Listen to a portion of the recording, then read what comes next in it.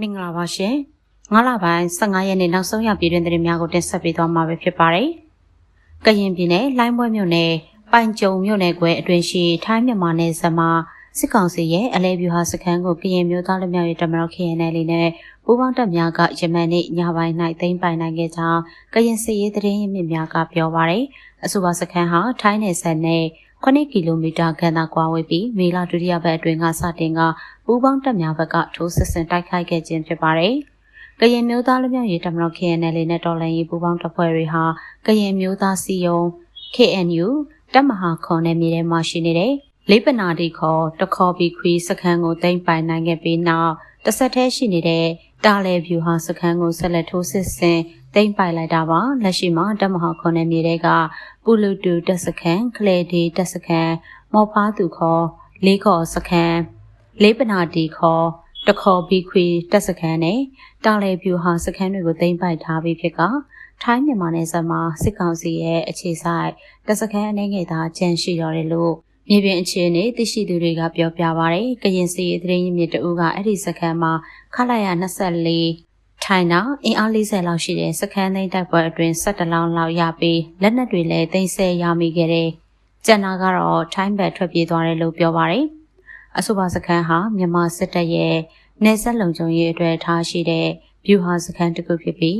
းလေရင်ပြည့်လက်နက်ပင်ရခင်ကထားရှိတယ်လို့ကြားသိရကြောင်းအခြားသောကရင်စီရေးသတင်းရင်းမြစ်တို့ကလည်းပြောပါရယ်စခန်းမကြရေးစစ်ကောင်စီဘက်ကလေကြောင်းပစ်ကူများဖြင့်လာရောက်တိုက်ခိုက်ခဲ့တာကြောင့်ဒေသခံတရားကျော်ထိုင်းဘက်ထွက်ပြေးတိမ်းရှောင်ခဲ့ရသလိုထိုင်းစစ်တပ်အနေဖြင့်လည်းနေဆက်၌လုံခြုံရေးတိုးမြင့်စောင့်ကြည့်နေခဲ့ကြောင်းထိုင်းသတင်းတချို့၌ဖော်ပြထားပါရယ်ကရင်ပြည်နယ်ကော့ကရိတ်မြို့တွင်အောင်စီရစစ်စင်ရေးရဲ့ကာကင်းစခန်းတစ်ခု KNL ကသိမ်းပိုက်ရရှိခဲ့ကြောင်းသိရပါရယ်မေလ14ရက်နေ့မွန်းလွဲပိုင်းတွင်ကော့ကရိတ်မြို့တဒန်ကူးကျေးရွာနဲ့ရွာတိကုန်းကျေးရွာအာရှလမ်းမကြီးအနီးရှိအောင်စီရစစ်စင်ရေးတပ်ကာကင်းစခန်းကို KNL မဟာမိတ်တပ်များကတိုက်ခိုက်သိမ်းပိုက်ရရှိခဲ့ကြောင်းသိရှိရပါရယ်စစ်တပ်အောင်စီရတဒန်ကူးနဲ့ရွာတိကုန်းထိပ်မှရှိတဲ့ကာကင်းစခန်းပေါ်အရင်က DKBA ဘိုးနာမကြတို့ဂိတ်ထိုင်ခဲ့တဲ့နေရာစက္ကစရွှေချမင်းနောက်တန်းစခန်းနဲ့တော့ရွာထိတ်နဲ့ရွာတွေပေါ့အာရှလန်ကိုဝိုက်ထွဲက2ရက်ရှိပြီးပတ်ကျဲနေတာဒီမနေ့ကျန်းနဲ့လဲလာပြစ်သေးတယ်အောက်ဘူတဲဘက်ကိုအိုက်ကြကပဲကတ်တက်ပြီးတိန်လာလို့စီးရင်နဲ့မြေတရင်ရမြစ်ကပြောဆိုပါတယ်လက်ရှိကော့ကရိတ်မြို့အနီးဝန်းကျင်တွင်မေလ10ရက်က14ရက်နေ့အထိတဒန်ကူရွာရွှေချမင်းကျောင်းနေရာနဲ့ရန်ကုန်ဖုန်ကြီးကျောင်းနေရာများရှိအချမ်းဘတ်စစ်တပ်ကို KNL မဟာမိတ်တပ်များပိတ်ဆို့တိုက်ခိုက်နေကြောင်း KNL မဟာမိတ်စစ်ကြောင်းတာဝန်ရှိသူတို့ကဆက်လက်ပြောဆိုပါတယ်တဒန်ကူတနေရတဲ့ဗိုတဲဝိုင်ထွဲလာကျဲနေတာ2ရက်ရှိပြီရွာအိမ်တွေပြက်ကုန်ပြီ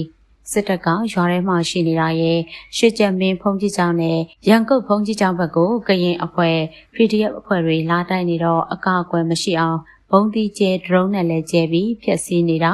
ာမနစ်ကဟိုဘက်ရွာကော့နယ်လဲအဲ့လိုပဲပုံကျဲတာအကုန်ပျက်စီးကုန်ပြီလူမရှိပေမဲ့ကျွဲနွားဝက်တွေအကုန်ထိပြီးသေးတာပဲလူလဲပြန်မရသေးဘူးလို့ကရင်စီရေးသတင်းရင်းမြစ်ကပြောပါတယ်လက်ရှိရက်ပိုင်းတွင် KNL မဟာမိတ်တပ်များရဲ့ထိုးစစ်ဆင်တိုက်ခိုက်မှုကြောင့်အကြမ်းဖက်အောင်စီရစစ်စင်ရေးတပ်တွေကိုအပိသက်ရှင်းလင်းရန်နောက်တန်းအထိုင်စခန်းရွှေချက်မင်းကျောင်းနေရာနဲ့ဒေါနောရေတကွန်တောင်ကျော်ဘက်ကနေရှေ့တန်းစစ်ကြောင်းနေရာသာကျန်တော့ကြောင်းနဲ့စစ်ကူပြက်ရိတ်ခါပြက်ဖြစ်နေပြီဖြစ်ကြောင်း KNL မဟာမိတ်စစ်ကြောင်းတပ်ဖွဲ့ဝင်များပြောဆိုကြရသိရပါတယ်။စကိုင်းတိုင်းတွင်စာသင်ကျောင်းကိုစစ်တပ်ကလေကြောင်းတိုက်ခိုက်တာကြောင့်ကလေးငယ်များသေဆုံးမှုအပေါ်ကုလသမဂ္ဂအတွင်းရေးမှူးချုပ်အန်တိုနီဂူတာရက်စ်ကစိုးရိမ်ကြောင်းထုတ်ဖော်ပြောဆိုလိုက်ပြီးအကြမ်းဖက်မှုကိုရှုံချကြောင်းကုလသမဂ္ဂတရားဝင်သတင်းထုတ်ပြန်ပါတယ်။မေလ12ရက်နေ့စကိုင်းတိုင်းတပည့်ရမြို့နယ်ရှိစာသင်ကျောင်းကိုစစ်ကောင်စီတပ်ကလေရင်ဖြင့်ပုံကျဲချခဲ့ပြီးကျောင်းသားကျောင်းသူကလေးငယ်22ဦးနဲ့ဆရာမ2ဦးစုစုပေါင်းလူ24ဦးသေဆုံးခဲ့ခြင်းဖြစ်ပါတယ်။ငလျင်လှုပ်ခတ်မှုခံခဲ့ရတဲ့စကိုင်းတိုင်းဒေသကြီးအတွင်းကစာသင်ကျောင်းတစ်ခုကိုမြန်မာစစ်တပ်ကလေကြောင်းတိုက်ခိုက်မှုအပေါ်အထွေထွေအတွင်းရေးမှူးချုပ်ကစိုးရိမ်ကြောင်းနဲ့အခုလိုလေကြောင်းတိုက်ခိုက်မှုကြောင့်ကလေးငယ်တွေသေဆုံးဒဏ်ရာရခဲ့တယ်လို့သိရပါတယ်။မင်္ဂလာရင်ကြောင့်ကယ်ဆယ်ရေးလုပ်ငန်းများအဆင်ပြေချောမွေ့စေဖို့မြန်မာစစ်တပ်ကအပြစ်ခတ်ရစဲရေးကိုမေလ31ရက်အထိတက်တန်းတိုးတယ်လို့ကြေညာခဲ့ပေမဲ့ဒီဖြစ်စဉ်ဖြစ်ပွားခဲ့ပါတယ်။လက်နက်ကင်ပဋိပက္ခဖြစ်နေချိန်မှာစာသင်ကျောင်းတွေကိုအကာအကွယ်ပေးရမှာဖြစ်ပြီးဘုံမကျဲပဲကလေးများကိုစာသင်ဖို့စာသင်ကျောင်းတွေကလုံခြုံမှုရှိရပါတယ်။ အထွေထွေအတွင်းရေးမှူးချုပ်ကအကြမ်းဖက်မှုပုံစံအလုံးကိုရှုံချပြီးအပြည်ပြည်ဆိုင်ရာလူသားချင်းစာနာမှုဥပဒေအရအယက်သားတွေကိုကာကွယ်ရေးကအဓိကစံတန်မှုဖြစ်တဲ့ဆိုတာကိုထပ်မံအတည်ပြုပါတယ်လို့ကုလသမဂ္ဂအထွေထွေအတွင်းရေးမှူးချုပ်ရဲ့ပြောခွင့်ရပုဂ္ဂိုလ်ကမေလ12ရက်နေ့တွင်ထုတ်ပြန်ပြောဆိုခဲ့ပါတယ်။ကုလသမဂ္ဂဆိုင်ရာမြန်မာအမြဲတမ်းကိုယ်စားလှယ်တပ်အမတ်ကြီးဦးကျော်မိုးထွန်းကလည်းတပည့်ရင်းမြို့နယ်ရှိစာတင်ကျောင်းကိုစစ်တပ်ကလေးချောင်းတိုက်ခိုက်မှုကြောင့်ကလေးငယ်များနဲ့ဆရာမများတိစုံခဲ့မှုအပေါ်တပ်တွေအထောက်အထားတပ်ပုံများနဲ့တကွကုလသမဂ္ဂအထွေထွေအတွင်းရေးမှူးချုပ်ထံသို့တင်ပြလိုက်ပြီးကုလသမဂ္ဂဆိုင်ရာအစည်းအဝေးများတွင်လည်းတရားဝင်ထုတ်ဖော်ပြောဆိုခဲ့ပါတယ်။စကိုင်းတိုင်းတပည့်ရင်းမြို့နယ်အိုထိန်ကွင်ကျေးရွာစာတင်ကျောင်းဘုံကျဲခံရပြီးဒဏ်ရာရရှိသူများအနက်ကလေးငယ်2ဦးထပ်မံသေဆုံးသွားတာကြောင့်စုစုပေါင်းသေဆုံးသူ24ဦးရှိလာပြီဖြစ်ကြောင်းတပည့်ရင်းမြို့နယ်ပြည်သူ့အုပ်ချုပ်ရေးအဖွဲ့ကတာဝန်ရှိသူတို့ကပြောပါတယ်။မေလ12ရက်နေ့နဲ့9:35မိနစ်ကတပည့်ရင်းမြို့နယ်အိုထိန်ကွင်ကျေးရွာစာတင်ကျောင်းကိုအကြမ်းဖက်စစ်ကောင်စီရဲ့မိထီလာအခြေစိုက်ရှမ်းတဲလေးလေတပ်ကတက်လာတဲ့ MiG-29 Fighter အမျိုးအစားတိုက်လေယာဉ်ဖြင့်ပုံကျဲတိုက်ခိုက်ခဲ့ရာကျောင်းဆရာမ2ဦးနဲ့ကျောင်းသားကျောင်းသူကလေးငယ်20ဦးပွဲချင်းပြီးသေဆုံးခဲ့ကြောင်းထို့အပြင်ဒဏ်ရာရရှိသူ102ဦးရှိပြီးဒဏ်ရာရရှိသူများအနက် G2 ကျောင်းသားအသက်8နှစ်အရွယ်မောင်အောင်ဇေယျဟာမေလ13ရက်နေ့တွင်၎င်း G3 ကျောင်းသူအသက်17နှစ်အရွယ်မပြည့်ပြည့်ငိမ့်သည်မေလ14ရက်နေ့နံနက်ပိုင်းတွင်၎င်းထပ်မံသေဆုံးသွားကြောင်းသိရပါတယ်။မနေ့ကတယောက်နဲ့ဒီနေ့မနေ့တယောက်ထပ်မံသေဆုံးသွားပါတယ်။ဒဏ်ရာရတဲ့သူတွေထဲမှာစိုးရိမ်ရအခြေအနေနဲ့ရင်ဆိုင်နေရသူတွေရှိပါတယ်။အရေးအတွက်ကိုတော့မပြောနိုင်ပါဘူး။မြေပြင်မှာကလူတွေအများကြီးထိခိုက်သွားတော့အလင်းသင့်တယ်လို့စေကူတာပေးနေရတာပါ။စေကူတာပေးရမယ့်နေရာတွေကလည်းတော်တော်များများကိုပြန့်ကျဲရောက်ရှိနေကြတာတနေရာထဲမှာအေးအေးစစ်စစ်နဲ့စေကူတာပေးရတာမဟုတ်တဲ့အပြင်အရေးပေါ်နေရာမျိုးစုံရွှေ့ပြောင်းနေရတဲ့မိဘတွေရဲ့ရင်တွင်တောကအပူတွေနဲ့ပြေးလွှားနေကြတာပါ။ဒါကြောင့်ကလေးတွေရဲ့ဒဏ်ရာအခြေအနေနဲ့ပတ်သက်ပြီးပြောရခက်ပါ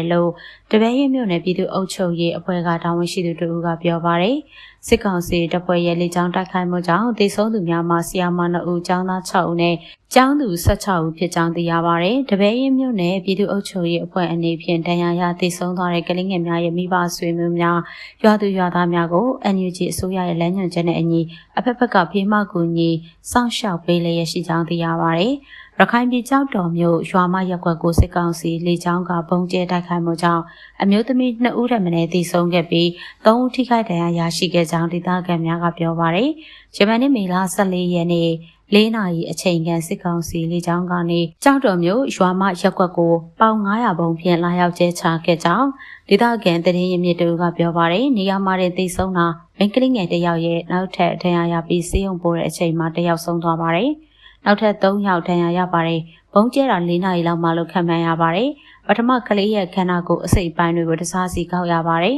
။ပေါင်900ဘုံလို့ထင်ရပါတယ်။ဘေးနားကနေအိမ်တွေတော်တော်များများပျက်စီးသွားပါတယ်။ဒဏ်ရာရတဲ့သူတွေကိုစေကူတာမှုခံယူနေပါတယ်လို့၎င်းကဆိုပါတယ်။ရင်းကဲ့သို့ပြစ်ခတ်မှုကြောင့်ကျောက်တော်မြို့ခံများဟာအထိတ်တလန့်ဖြစ်နေကြပြီးနောက်ထပ်စစ်ကောင်စီလေကြောင်းကနေလာရောက်ပုံကျဲမိကိုစိုးရိမ်နေမှုများမြင့်တက်နေကြောင်းမြို့ကန်များကပြောပါတယ်ပြီးခဲ့တဲ့ဧပြီလ23ရက်ကျောက်တော်မြို့ကိုစစ်ကောင်စီလေကြောင်းကပုံကျဲတိုက်ခိုက်ခဲ့မှုကြောင့်အမျိုးသမီး3ဦးထိခိုက်ဒဏ်ရာရရှိခဲ့ပြီးဧပြီလ19ရက်ကလည်းပုံကျဲမှုကြောင့်ဒေသခံတို့သေဆုံးခဲ့က23ဦးဒဏ်ရာရရှိခဲ့ပါတယ်စစ်ကောင်စီကနောက်ထပ်ရခိုင်ပြည်အတွင်းကမြို့နယ်များကိုရည်ရွယ်ချက်ရှိရှိလေကြောင်းကတဆင့်ပုံကျဲလာနိုင်၍အထူးသတိထားရန်လိုအပ်နေကြောင်းကျောက်တော်ဒေသခံတို့ဖြစ်တဲ့စီရေးဒေလာသူတို့ကပြောပါတယ